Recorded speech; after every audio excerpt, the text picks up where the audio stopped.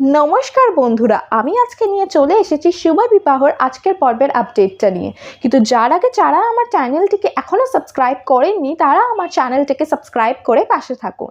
তো আজকে আমরা শুরুতেই দেখবো যে সমুদ্র, ঝিনুক, তেজ, সুধা আর জ্যোৎস্না, আশুতোষ সবাই পেপার ডান্স করতে থাকে। ঠিক তখনই তরি এসে বলে যে চলো চলো ভেতরে কি হয়েছে দেখবে চলো। আর তেজ খুবই ভয় পেয়ে যায় যে কারোর কিছু হলো না তো। তারপরে তেজ, সুধা, ঝিনুক, সমুদ্র, আশুতোষ, জ্যোৎস্না সবাই ভেতরে চলে যায়, কিন্তু মোহিত আর রেশমি ভেতরে যায় না।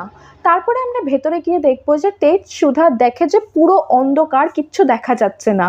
ঠিক তখনই লাইটটা জ্বলে আর দেখে যে ওরা খুব সুন্দর করে অ্যানিভার্সারির ডেকোরেশন করে রেখেছে। তারপরে তেজ বলে তোমাদের মনে ছিল তবু তোমরা নাটক করছিলে। তারপরে ওরা সবাই বলল এটা তো সারপ্রাইজ, তোরই দিদি ভাই আমাদের দিয়ে এই পুরো ডেকোরেশনটা করিয়েছে, নাহলে তো এরকম সুন্দর ডেকোরেশন হতোই না। আর তারপরে এগুলো সব কিছু দেখে ওরা খুবই খুশি হয়ে যায়। তারপরে ওরা সেলিব্রেশন করতে থাকে।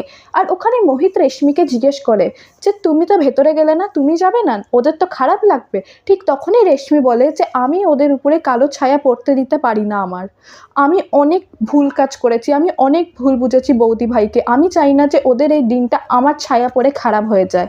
তারপরে মোহিত বলে আপনি নিজেকে এরকম কেন বলছেন বলুন তো, এগুলো যা কিছু হয়েছে সাথে আপনার কি দোষ, আপনি নিজেকে এরকম ভাববেন না। আর একটু মোটিভেট করতে থাকে। তারপরে মোহিত বলে তুমি এখানে বসে থাকো, আমি না চা নিয়ে আসছি, সেটা বলে ওখান থেকে চলে যায়।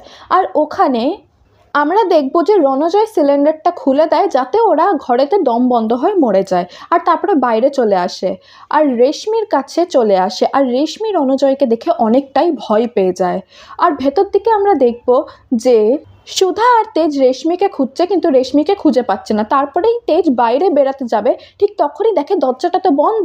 আর তখনই ওই সিলিন্ডার থেকে গন্ধটা আসছে। আর সেই গন্ধটা শুকে ওদের সবাইকার শরীর খারাপ হচ্ছিল। ওরা বুঝতে পারছিল না যে এই গন্ধটা কোথা থেকে আসছে। ঠিক তখনই সুধা বলে এই সব রণজয় করেছে। ঠিক তখনই তেজ বলে রণজয় এখানে কোথা থেকে আসবে, ও তো রেহাবে আছে। ঠিক তখনই সুধা আর আশুতোষ সব সত্যি কথা বলে দেয় যে এইসব আমাদেরই প্ল্যান ছিল, আর আমাদেরই প্ল্যানের জন্যে ওখান থেকে পালিয়েছে রণজয়, তাই এখানে আমাদের ক্ষতি করতে এসেছে, আমাদের মেরে রেশমিকেও নিজের হাতে মারতে চায়। আর সেটা শুনে ঘরের সবাই সুধাকে ভুল বুঝতে থাকলো যে তুমি এত বড় রিস্ক কেন নিলে, আমাদের সঙ্গে রেশমি ছিল, এখন সুধার জন্য আমরা সবাই এখানে মরবো।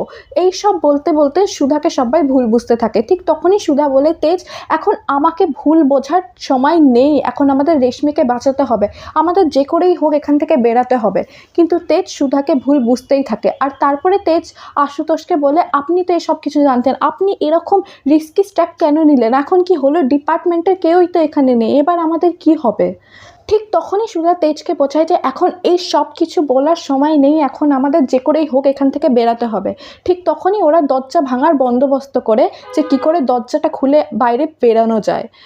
তো এতটাই ছিল আজকের আপডেট। বন্ধুরা আপনাদের কি মনে হচ্ছে আগে কি হবে, এই সব কমেন্টে লিখে বলবেন। আর হ্যাঁ, ভিডিওটি যদি ভালো লাগে লাইক করতে ভুলবেন না।